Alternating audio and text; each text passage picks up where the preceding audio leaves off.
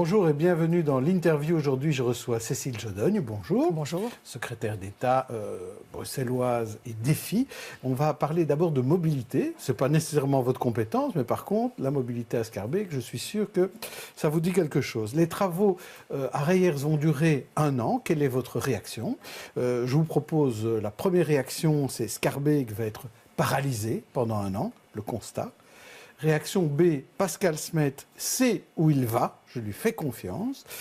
C, ça ira mieux demain. Alors, qu'est-ce que vous pensez de ces travaux? Je dirais un panache. Oui. On sait où on va, ces travaux sont nécessaires, ils dureront 1 an, des alternatives sont en place et ça ira mieux demain. Oui. Donc ça, c'est une manière élégante de dire on prend son mal en patience, mais ça donnera quelque chose d'intéressant. Alors, vous êtes la secrétaire d'État en charge des pompiers. Alors, on en parle beaucoup ces dernières semaines. Tout d'abord, les événements de ces derniers jours, il y a eu des actes dénoncés par les syndicats de l'actuelle direction, des notes de frais injustifiées, on va le dire comme ça. Et vous avez décidé de suspendre de délégation le directeur administratif. Ça veut dire quoi? Est-ce que ça veut dire que le directeur administratif est mis sur le côté? Donc effectivement, suite aux éléments qui ont été portés à ma connaissance dimanche soir, j'ai décidé de suspendre la délégation de la gestion quotidienne du SIAMU aux fonctionnaires dirigeants faisant fonction, donc au directeur général faisant fonction.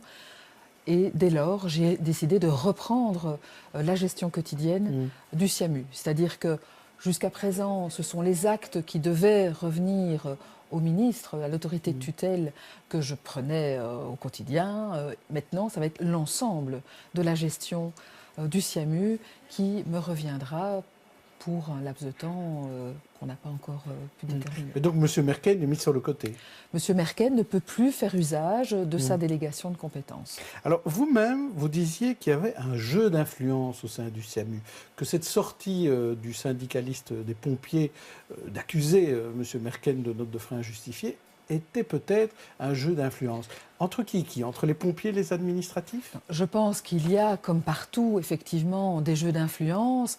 Moi, ma volonté, c'est vraiment de regarder vers l'avenir, de faire en sorte que le SIAMU sorte de cette passe difficile, que l'on puisse construire un avenir en toute sérénité, avec une organisation qui soit conforme aux exigences de bonne gouvernance et qui répondent à ces exigences. Et c'est pour cela que la réforme qui a été décidée il y a 3 ans se mettra en place dans les semaines qui viennent. Alors parlons justement de ce qui se passait avant la réforme. Et là, en fait, le rapport de la Cour des comptes concerne 2012-2015, une période où des marchés publics étaient pratiqués de manière pratiquement illégale, puisque là, c'était carrément les opérationnels, donc notamment un colonel de pompiers qui s'occupait de ses propres marchés publics, et là, l'administration ne s'en occupait pas. Non, alors la gestion du le SIAMI, ce sont des opérationnels donc, qui vont sur le terrain, qui gèrent les interventions, les pompiers, les ambulanciers. Et puis, il y a effectivement des administratifs.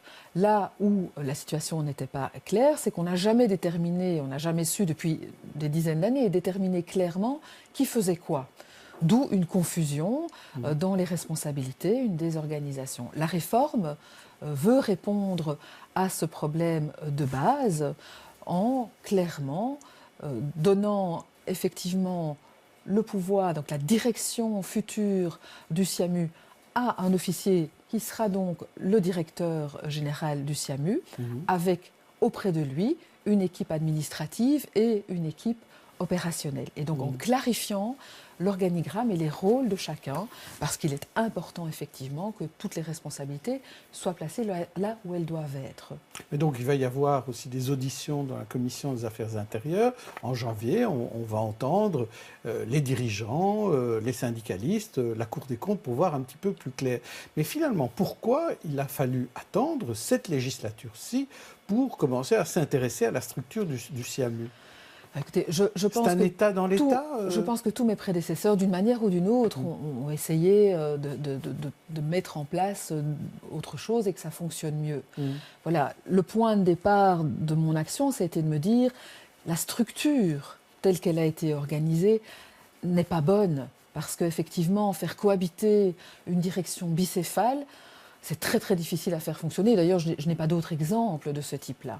Et donc la décision a été de dire, on n'essaye pas de travailler dans le contexte qui existe, on modifie la structure, d'où la décision de la réforme qui a été adoptée par le gouvernement et puis par le Parlement à l'unanimité avec l'abstention de groupes de l'opposition. Alors, je voudrais vous faire réagir, puisque vous parlez de la direction du SIAMU, mais vous avez dit que ce serait un opérationnel, un pompier ou un ambulancier qui se trouverait à la tête du New SIAMU, mais on voit qu'il y a souvent des membres de cabinet des gouvernements qui se retrouvent aux directions des différentes institutions bruxelloises. Et au SIAMU, c'était le cas, notamment pour l'instant et avant. Et on voit qu'à la Fondation Canal, dont on a beaucoup parlé ces derniers jours, le futur musée, eh bien, c'est le directeur de cabinet de Didier Gauzoin qui sera le secrétaire général de cette Fondation Canal. Comment expliquez-vous que finalement, c'est souvent des personnes haut placées dans les cabinets qui se retrouvent à ces places-là? Écoutez, je voudrais d'abord vous dire qu'au niveau du SIAMU, toutes les procédures de sélection, et il y a plusieurs candidats, sont en cours. Donc je ne peux pas préjuger aujourd'hui de qui serait dans les 3 postes ouverts, si ce n'est que je peux vous confirmer que c'est bien l'officier chef de service, donc un pompier, un officier pompier, qui sera à la tête du SIAMU. Au niveau de la Fondation Canal, il y a eu là aussi un très large appel à candidature. Ce sont 300 candidats qui se sont présentés pour 7 postes, 50 pour le poste de secrétaire général, l'accompagnement d'un bureau extérieur pour valider tout le processus de sélection. Alors oui, il y a des membres de cabinet qui se retrouvent dans les... Alors, est-ce qu'ils ont un avantage finalement? Je pense quand même qu'il faut dire qu'il y a des gens compétents aussi dans les cabinets, et heureusement, et qu'on ne peut pas les empêcher comme ça, à tout vitam aeternam, de dire « Ah, vous avez été dans un cabinet, donc vous ne pouvez pas faire évoluer après votre carrière professionnelle ». Mais cela doit se faire évidemment dans les règles d'assessment, de jury de sélection. Ça, je pense que c'est évident. Donc dans les règles et en toute transparence. Et ça a été le cas pour ce qui est du chef de cabinet de Didier Gauzoin. Alors, vous vous occupez du commerce extérieur et dans ce cadre-là, vous participez à l'inauguration ce soir de, je ne sais pas comment on doit l'appeler, Digitizer ou Digitizer, qui est un lieu où se rencontrent ceux qui travaillent notamment dans l'intelligence artificielle, dans tout ce qui est un peu les nouvelles technologies. En quoi les nouvelles technologies permettent de mieux réussir le commerce extérieur à Bruxelles ? Écoutez, le secteur des nouvelles technologies et donc tout le développement numérique est essentiel dans notre société aujourd'hui. Il l'est aussi dans l'économie. À Bruxelles, c'est 7,6% du PIB qui provient de ce secteur. C'est donc important. C'est beaucoup plus, par exemple, qu'en Wallonie. C'est lié au statut de ville, de grande ville de Bruxelles. Et donc, beaucoup de ces start-up ou de ces jeunes entreprises, très vite, pour se développer, vont se tourner vers l'international. Et donc, évidemment, c'est important pour le commerce extérieur de la région de pouvoir soutenir ces jeunes entreprises, cette nouvelle économie, pour qu'elles puissent se positionner à l'international, d'où mon intérêt, bien sûr, pour ce secteur, dans le cadre du plan global du gouvernement bruxellois, que l'on appelle le plan Nextech. Et alors, ce Digitizer, quelques mots là-dessus, ça se trouve au boulevard d'Anvers, dans un endroit où on n'a pas nécessairement l'habitude de voir des start-up technologiques. Donc, oui, ils ont repris un bâtiment extraordinaire qui se prête très très bien à l'accueil des événements qu'ils vont organiser, que ce soit des conférences, des hackathons, mais aussi à héberger ces jeunes start-up. C'est, je pense, vraiment une réussite, un partenariat public-privé avec au démarrage un financement public qui, comme je le disais, répond au plan Nextech du gouvernement bruxellois. Alors, en matière de gouvernance, on en parle beaucoup. Pendant toute l'année 2017, on en a beaucoup parlé. Il y a eu des avancées au niveau du Parlement bruxellois, notamment sur la transparence des revenus, sur les cadastres et la déontologie. Mais il reste encore un nœud qui est les décumuls, ou le décumul intégral ou les décumuls partiels.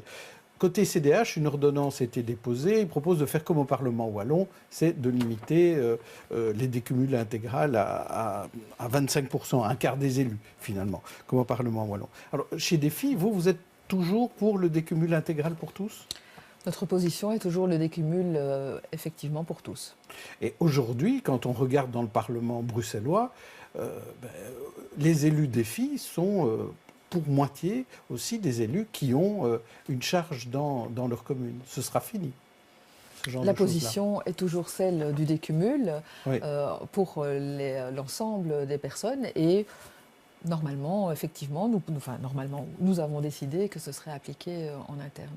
Et ce sera appliqué même si la loi s'il n'y a pas de majorité pour changer cela au Parlement? Ne préjugeons pas de ce qui sera décidé au niveau du Parlement. Non, mais c'est important parce qu'arrivent 2018 et 2019 et donc les questions se posent. Vous vous posez la question aussi de savoir ce que vous ferez, je suppose. La réponse sera nécessaire une fois qu'on sera fixé sur les conditions dans lesquelles ce sera organisé. Et dans votre cas, pour 2018, pour les élections communales, comment ça va se passer? Je serai candidate aux élections communales donc sur la liste à Schaerbeek. Oui, sur la liste avec Bernard Clairfeuille. Tout à fait. Avec une volonté de jouer un rôle exécutif ou vous préférez rester au gouvernement bruxellois? Je prendrai ma décision quand la situation sera éclaircie du point de vue donc, de toutes les réglementations et aussi de ma propre position en fonction des élections.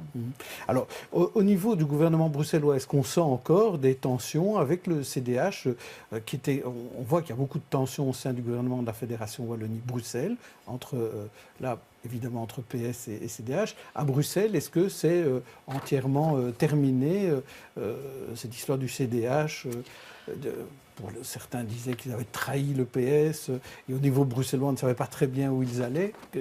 Comment ça se passe? Vous vous souviendrez de la position du gouvernement bruxellois au plus fort de la crise, au moment de la déclaration. C'est que nous avons toujours dit que notre volonté était de poursuivre le travail dans le cadre de notre mandat, en respectant l'accord de majorité, et donc de faire avancer les différents dossiers importants. Même si on reste encore avec quelques dossiers en rade, comme les allocations familiales. Ce sont des dossiers difficiles et donc il faut encore pouvoir effectivement atterrir sur ces dossiers. Oui, mais c'est un peu de la langue de bois ce que vous nous dites, parce que vous dites oui, il faut y arriver, il ne reste quand même pas beaucoup de temps. Hein. On termine l'année 2017. Oui, je sais que les ministres compétents y travaillent. Ça ne relève pas des compétences du gouvernement bruxellois, mais c'est un peu compliqué, mais de la COCOM, donc je ne suis pas partie prenante directement dans les discussions. Et donc voilà, dans ce dossier comme dans les autres, notre volonté est de pouvoir avancer au bénéfice des Bruxellois dans le cadre de notre accord de majorité. Oui, donc de terminer ça pour 2019. Et donc de terminer notre législature avec le meilleur bilan possible. Merci Cécile Jodogne. On se retrouve demain pour une autre interview. D'ici là, bonne journée, bonne soirée à tous.